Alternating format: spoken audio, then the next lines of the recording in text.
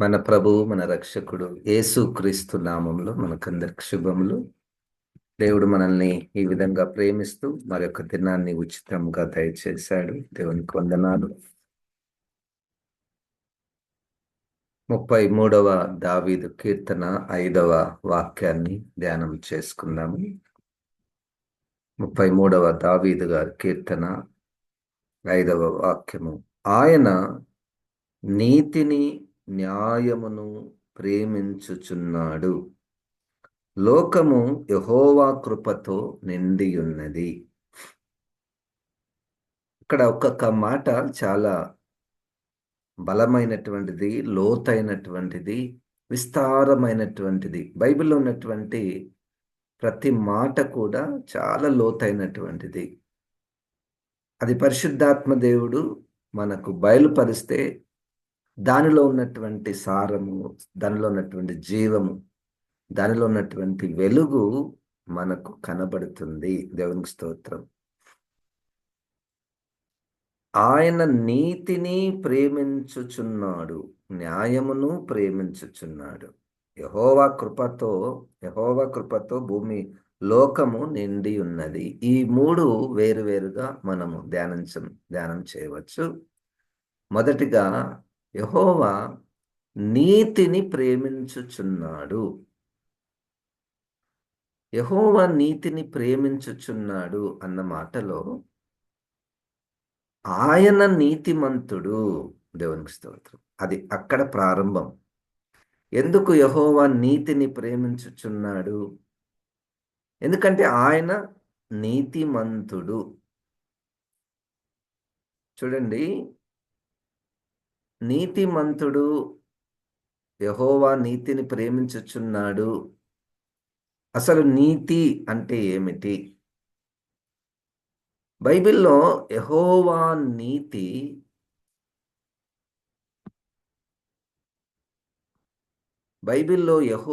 నీతి అన్నటువంటిది భూమి మీద ఏ మంచి లక్షణానికి అది అంటే దాని యొక్క నిర్వచనము భూలోకంలో ఏ విషయమును తీసుకొని మనం పోల్చలేము. భూలోక విషయములలో ఉన్నటువంటి మంచి ఉంటది, నీతి ఉంటది, కనికరము, దయ, ప్రేమ, ఇవన్నీ భూలోకంలో ఉన్నాయి. భూలోకంలో కూడా నీతి ఉంది. కానీ దేవుని నీతితో పోలిస్తే దేవుని నీతికి ఈ లోక నీతికి అది పోలిక ఉండదు. పదాలు ఒక్కటిగా కనపడతాయి కానీ దేవుని నీతి అది మహాపర్వతమంత పెద్దది, మహాసముద్రమంత లోతైనటువంటిది అని కీర్తనకారుడే తన కీర్తనలో ఆయన గమనిస్తాడు. చూడండి, 71వ కీర్తన 19వ వాక్యము. కీర్తనలు 71 అంటే దేవుని యొక్క నీతి గురించి 71వ కీర్తన 19వ వచనము. దేవాన్ని నీతి మహాకాశమంత ఉన్నతమైనది. గొప్ప కార్యములు చేసిన దేవా, నీతో సాటి అయిన వాడెవడు? దేవుని నీతి మహాకాశమంత ఉన్నతమైనటువంటిది. ఇంకా చూడండి, దేవుని నీతి అంట 36:6లో 36వ కీర్తన 6వ వచనంలో, నీ నీతి దేవుని పర్వతములతో సమానము, నీ న్యాయ విధులు మహాగాధములు. యెహోవా నరులను జంతువులను రక్షించువాడు నీవే దేవా. నీ కృప ఎంతో అమూల్యమైనది, నరులు నీ రెక్కల నీడను ఆశ్రయించుచున్నారు. ఇక్కడ అన్ని దేవుని యొక్క కార్యములు, దేవుని యొక్క స్వభావముతో నిండి ఉన్నటువంటిది ఆ దేవుని నీతి. ఇక్కడే మనం చూస్తాము కదా, ఆయన రక్షణ is part of his righteousness. అందరినీ జంతువులను, నరులను రక్షించాలి, రక్షించాలి, కాపాడాలి అన్నటువంటి మనస్సు, అన్నటువంటి కార్యములు ఈజ్ ఈక్వల్ టు దేవుడు యొక్క నీతి. మనము ఆయన నీతిమంతుడండి, చాలా నీతిమంతుడంటే మంచివాడు, లేదా ఏ తప్పు చేయనటువంటి వాడు, దాదాపుగా మంచివాడు, ఎవరి జోలికి పోడు, ఆ? మంచి భక్తిపరుడు. ఇవన్నీ మనము భూలోక సంబంధమైనటువంటి నీతికి మనం నిర్వచనాలు ఇవ్వచ్చు. ఎవరికి అన్యాయం చేయడు. కానీ దేవుని నీతి ఆయన రక్షించువాడని, ఆయన కృప చూపువాడని, అనేక మందికి ఆయన ఆశ్రయంగా ఉన్నాడని ఈ వాక్యాల ద్వారా మనం చూస్తున్నాం. దేవుని యొక్క నీతి ఎంత పెద్దది, ఎంత లోతైనటువంటిది, ఎన్ని కార్యములతో నిండి ఉన్నటువంటిది, ఆయన ప్రేమతో నిండి ఉన్నటువంటిది, ఆయన క్షమాపణతో నిండి ఉన్నటువంటిది. 11వ కీర్తన 7వ వచనములో కూడా ఇవన్నీ కూడా దావీదు గారు దేవుని గూర్చినటువంటి జ్ఞానము ఆయనకు బయలుపరచబడింది. దేవునికి స్తోత్రం. అది కూడా ఉంది. Unless he reveals his righteousness, no one can know about it. ఆయన తన నీతిని ఇతరులకు బయలుపరిస్తేనే ఎవరైనా తెలుసుకొనగలుగుతారు. 7వ వచనం, యెహోవా నీతిమంతుడు, ఆయన నీతిని ప్రేమించువాడు, యథార్థవంతులు ఆయన ముఖ దర్శనము చేసెదరు. ఈరోజు మనము 2 విషయాలు మనము ధ్యానం చేస్తున్నాము. ఒకటి 33వ కీర్తన 5వ వచనంలో ఆయన నీతిని ప్రేమించువాడు.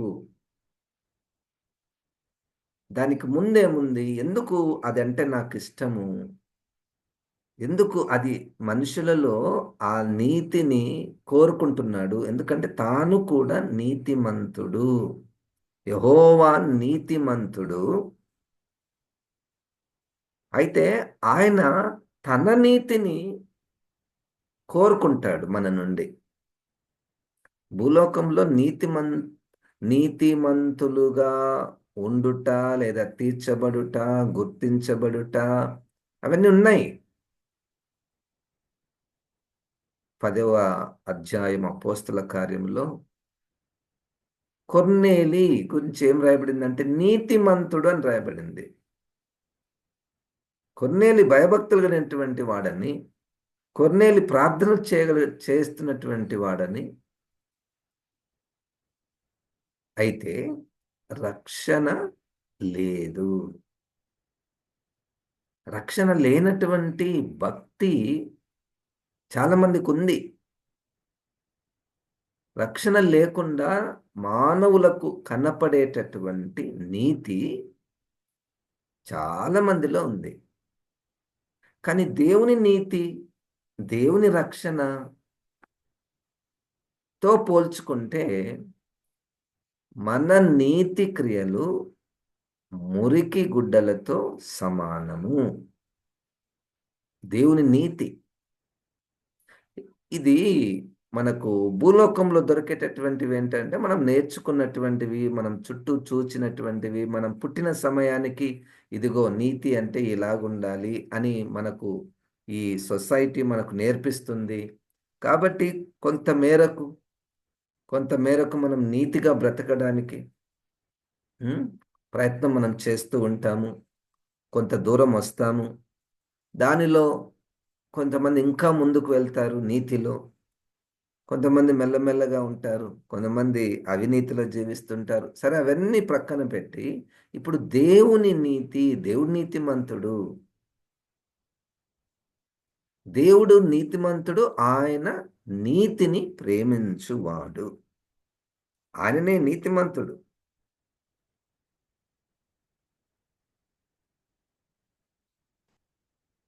కనుక దేవుడు తన ప్రజలలో తన నీతిని ఉండాలని కోరుకుంటాడు. సరే, ఇప్పుడు దేవుడు ఆశించే నీతి ఎట్లా ఉంటుంది? దేవుడు ఆశించే నీతి బైబిల్‌లో దేవుడు ఆశించే నీతి అబ్రహాము దేవుని యందు విశ్వాసము ఉంచెను గనుక నీతిమంతుడుగా తీర్చబడెను అన్నటువంటి మాట మనకు బైబిల్‌లో చాలా సార్లు మనకు కనపడుతుంది. రోమా పత్రికలో, యాకోబు పత్రికలో అనేకులు నీతిమంతులుగా తీర్చబడుట. విశ్వాసము ద్వారా నీతిమంతులుగా తీర్చబడుట. ఆ విశ్వాసానికి తగిన జీవితము జీవించుట ద్వారా అనీతి రుజువు చేయబడుట.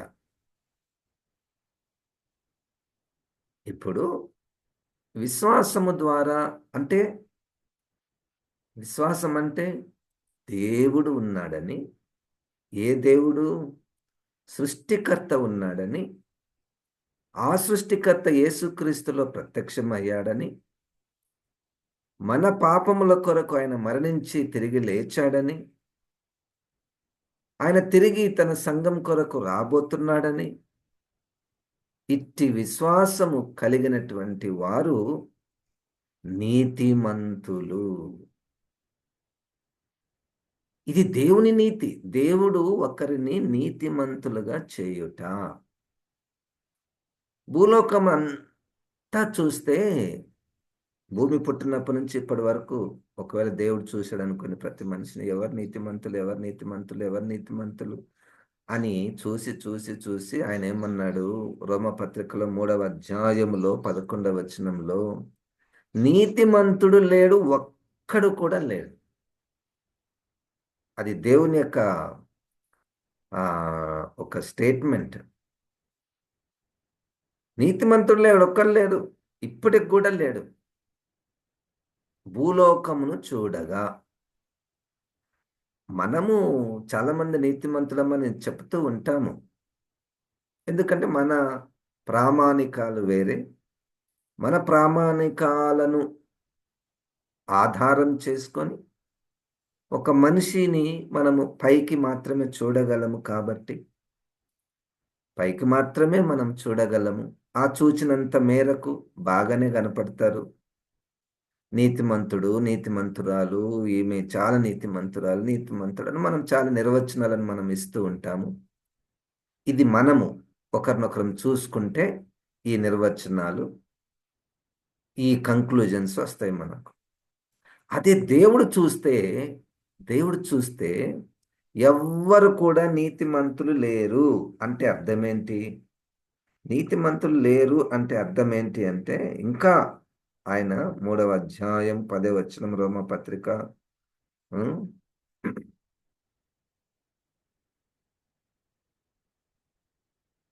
11వ వచనం, నీతిమంతుడు లేడు, ఒక్కడును లేడు, గ్రహించువాడెవడును లేడు, దేవుని వెదకువాడెవడును లేడు, అందరును త్రోవ తప్పి ఏకముగా పనికి మారిన వారైరి, మేలు చేయువాడు లేడు, ఒక్కడైనను లేడు. ఇప్పుడు పౌలు గారు మాట్లాడే సమయానికి కూడా ఎవరు లేరు నీతిమంతులు. ఎవరు లేరు నీతిమంతులు అంటే వాళ్ళు భక్తి లేనట్ట ఉంది, దేవుణ్ణి ఆరాధించలేనట్ట చేస్తున్నారు, దేవుని గురించి తెలుసుకుంటున్నారు, కానీ దేవునిని వెదక్కువారు ఎవరు లేరు. దేవుడు లేదా దేవత అన్న పేర్లు పెట్టుకొని వాళ్ళను వెతుకుతున్నారేమో. దేని కొరకు వెతుకుతున్నారో? సాధారణంగా భక్తుడు దైవం దగ్గరికి ఎప్పుడు వెళ్తాడు? ఏదైనా అవసరం వచ్చినప్పుడు వెళ్తాడు, ఆయన సహాయం చేస్తాడు అన్న ఉద్దేశంతో వెళ్తూ ఉంటారు. అంత మేరకే. 13వ వచనంలో, వారి గొంతుక తెరిచిన సమాధి తమ నాలుకతో మోసం చేదురు, వారి పెదవుల క్రింద సర్ప విషమున్నది. ఎవరు నీతిమంతులు లేరు అన్న పదము బాగానే ఉంది, కానీ ఇంకా లోతుగా వెళ్ళి వారి పెదవుల క్రింద సర్ప విషమున్నది.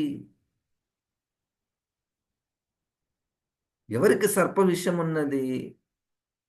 ఎవరినైతే దేవుడు వారి యొక్క విశ్వాసము క్రీస్తునందు విశ్వాసము ద్వారా నీతిమంతులుగా తీర్చబడలేదో వారందరి స్థితి అదే.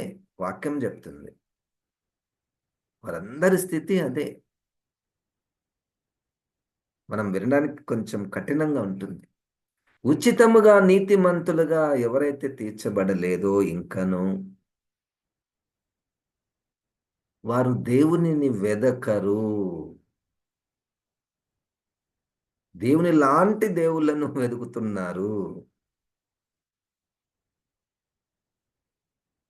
సర్ప విషము అంటే ఒకదాన్ని చంపేది. ఒకదాన్ని చంపుతుంది, అది చచ్చిపోతారు విషం తాగితే. మన నాలుక మన నాలుక ద్వారా తెలిసి, బుద్ధిపూర్వకంగా తెలిసి చాలా మంది గాయపడతారు, చాలా మంది బాధపడతారు. తెలియకుండా నా తెలిసి రెట్టింపు మంది చాలా కృంగిపోతారు, నొచ్చుకుంటారు. అది మనకు తెలియదు. మనం ఎంత ధారాళముగా మాట్లాడేస్తాము కదా, ఎంత ధారాళముగా, ఏమి అదుపు లేకుండా నోటికి మాటలకు. అది మన స్థితి, అందరి స్థితి అదే. ఎవరినో మనము తప్పు పట్టిన అవసరం లేదు, మన స్థితి కూడా అదే. వారి నోటి నిండా శపించుటయు పగయు ఉన్నవి. రక్తము చిందించుటకు వారి పాదములు పరిగెత్తుచున్నవి.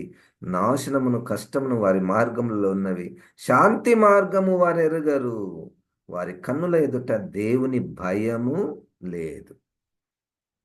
ఇది అంటే దేవుని ద్వారా నీతిమంతులుగా తీర్చబడకుండా ఉన్నటువంటిది స్థితి. సరే, ఇప్పుడు దేవుడు నీతిని ప్రేమించువాడు. నీతిని ప్రేమించువాడు. నీతి కనపడకపోతే బాధపడుతున్నాడు. అందుకని ఆయన ఒక గొప్ప ప్రణాళిక రచించాడు. ఏంటి? That by faith you will be counted as righteous freely. విశ్వాసము ద్వారా నీతిమంతులుగా తీర్చబడుట.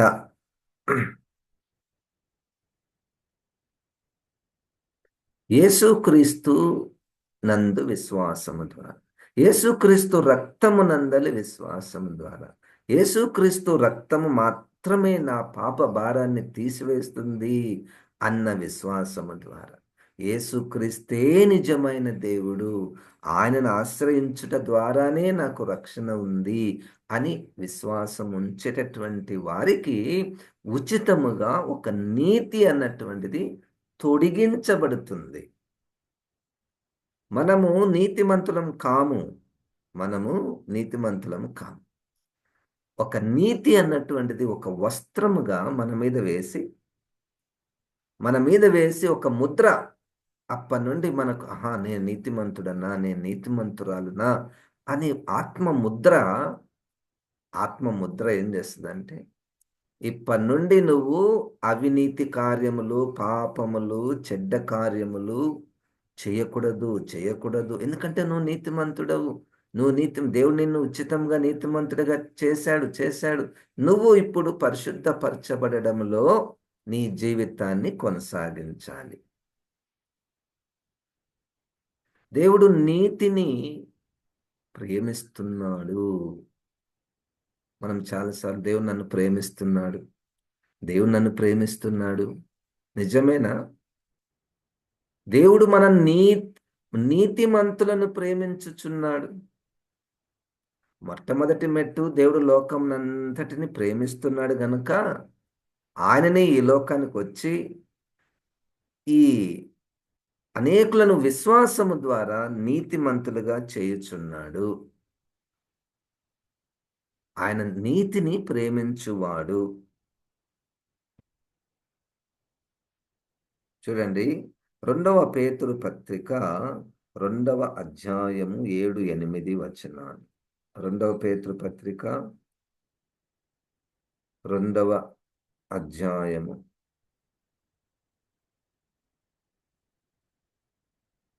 దుర్మార్గుల కామ వికారయుక్తమైన నడవడి చేత బహు బాధపడిన నీతిమంతుడగు లోతును తప్పించను. ఆ నీతిమంతుడు వారి మధ్యను కాపురముండి తాను చూచిన వాటిని బట్టి వినిన వాటిని బట్టి వారి అక్రమమైన క్రియల విషయంలో దినదినము నీతిగల తన మనస్సును నొప్పించుకొనుచు వచ్చెను.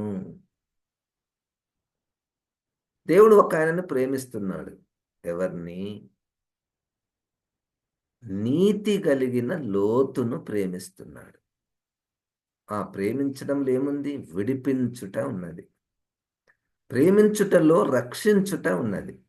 నేను నిన్ను ప్రేమిస్తున్నాను అంటే ఏంటి? ఏం లాభం? అంటే నేను నిన్ను రక్షిస్తాను. నేను నీలో ఉన్న నీతిని ప్రేమించుచున్నాను. నాలో నీతి ఉందని నీకెట్లా తెలుసు ప్రభువా? నాలో నీతి ఉందని నీకెట్లా తెలుసు? దుర్మార్గతను, అపవిత్రతను చూచి తట్టుకోలేని మనసు. ఆ సొదొమ గొమొర్రాలో జరుగుతున్నటువంటి పాప భోగాలు, పాపేచ్ఛలు, పాపక్రియలు, భయంకరమైనటువంటి పాపులను చూచి మనస్సులో నొచ్చుకున్నటువంటి హృదయము లోతుగారిది. వారి అక్రమమైన క్రియల విషయంలో దినదినము నీతిగల తన మనస్సును నొప్పించుకొనుచు వచ్చెను. ఒకసారి నా మనస్సు నేను పరీక్ష చేసుకుంటే, ఎక్కడైనా పాపులు ఉన్నారనుకోండి, ఒక పాపంలో ఉన్నాడు ఒక వ్యక్తి. ఆ వ్యక్తిని నేను చూస్తే నేను ఒక తలంపు ఏంటంటే, నేను నేను ఆ తప్పులో లేనబ్బా, చాలు. నంబర్ 1. నంబర్ 2, ఆమె ఆ పాపంలో ఉన్నటువంటి ఆమెను చూస్తే, ఛీ, ఎందుకబ్బా వాళ్ళు ఎట్లా పాపం చేస్తారు? నాశనం అవుతారు. దేవుడు వాళ్ళని తప్పకుండా శిక్షిస్తాడు. అదొక తలంపు. హ్మ్? ఎవరైనా పాపమును చూచి మనసులో నొచ్చుకునేటటువంటి మనసు ఉందా? మనసులో నొచ్చుకునేటటువంటి మనస్సు. మన శత్రువు ఎవరైనా పాపంలో ఉన్నారనుకోండి, దేవుడు అని తప్పకుండా శిక్షిస్తాడు. వాళ్ళు పాపములో పడవేయబడాలి అన్న అంతరంగములో ఒక ఆశ. మన శత్రువులు పాపంలో పడి శిక్ష అనుభవించాలి అన్న మానవ స్వభావము యొక్క ఆశ ఏంటో, మన ఆలోచనలు ఏంటో, మన మనసు ఏంటో. కానీ ఒక వ్యక్తి ఉన్నాడు. ఆ వ్యక్తి ఎవరైనా తప్పులో ఉంటే, పాపంలో ఉంటే,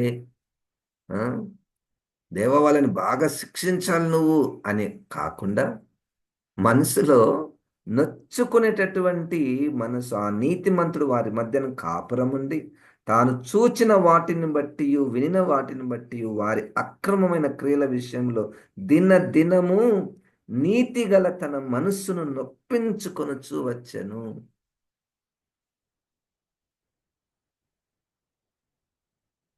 దేవుడు నీతిని ప్రేమించుచున్నాడు. లోతు గారిని ప్రేమించుచున్నాడు. నోవాహు గారు నీతిమంతుడు. ఎంత నీతిమంతుడంటే, అంటే నోవాహు గారిని దేవుడు ప్రేమించాడు. నోవాహు గారిని, కుటుంబాన్ని. చుట్టూ 99 మంది ఒక పోకడ. 99 మంది ఒక పోకడ. వారి యొక్క సంబంధాలలో, వివాహాలలో, వాళ్ళ పిల్లల విషయంలో అసలు దేవుడు ఉన్నాడని, దేవుడు సృష్టికర్తని, దేవుడు విషయంలో ఏమీ లేనటువంటి వారు. వీళ్ళ 8 మందిది ఇంకొక పోకడ. అంటే చూడండి, దేవుడు నీతిని ప్రేమించుచున్నాడు. నీలో ఉన్నటువంటి నీతికి ఏంటి రుజువు? దేవుడు నన్ను ప్రేమిస్తున్నాడు. ఏంటి రుజువు ఏంటి? నేను నీతిమంతుడను సార్. నేను నీతిమంతురాలని ఎట్లా? ఎట్లా నువ్వు నీతిమంతురాలు? ఈ లక్షణం ఏమన్నా మనలో కనపడుతుందా? ఇంకొక ఆయన దగ్గరకు వచ్చి ఈయన కూడా నీతిమంతుడే. ఎందుకంటే తన కుమారుణ్ణి ఇవ్వడానికి కూడా వెనుదిరగలేదు. ఎందుకు? ఆయనలో ఒక సూత్రం ఉంది. మ్, చనిపోయిన వాటి నుండి కూడా దేవుడు నాకు పిల్లల్ని ఇవ్వగలడు అన్న గొప్ప విశ్వాసం. ఒక కొడుకు పోతే పోనీ, నా దేవుడు ఎంత మందిని ఇస్తాడో నాకు. మ్, ఈయన నీతిమంతుడు. ఆ మనసు చూడండి దేవుని దగ్గర. దేవుడు అంటే ఎంత గొప్పవాడు, ఎంత శక్తిమంతుడు. ఆ, ఏమైనా చేయగలడు ఆయన అన్న విశ్వాసంతో నీతిమంతులుగా తీర్చబడినటువంటి వారు, అట్టి వారిని దేవుడు ప్రేమించుచున్నాడు.